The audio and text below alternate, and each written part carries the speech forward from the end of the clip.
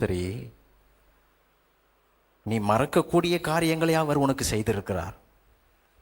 நீ மறக்க முடியுமா அவர் செய்ததை? மறவாதேன்னு சொல்லலாமா? முதல்ல மறக்க முடியுமா அவர் செய்ததை? அப்படி என்ன செய்தார்? உன் அக்கிரமங்களை எல்லாம் மன்னித்து, 3வது வசனம், உன் நோய்களை எல்லாம் குணமாக்கி, உன் பிராணனை அழிவுக்கு விலக்கி மீட்டு, உன்னை கிருபையினாலும் இரக்கங்களினாலும் முடிசூட்டி, நன்மையினால் உன் வாயை திருப்தியாக்குகிறார். கழுகுக்கு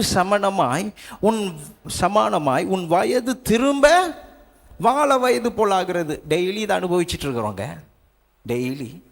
டெய்லி மன்னிக்கிறார், டெய்லி குணமாக்குறார், டெய்லி அழிவுக்கு விலக்கி காக்கிறார், டெய்லி கிருபையினாலும் இரக்கங்களாலும் நம்மை முடிசூட்டுகிறார், டெய்லி நன்மையினால் நம்ம வாயை திருப்தி ஆக்குகிறார், டெய்லி வாழ வயதாக்கி கொண்டே இருக்கிறது. டெய்லி இது நடக்குது. ஒரு நாளாவது மறக்கலாமா?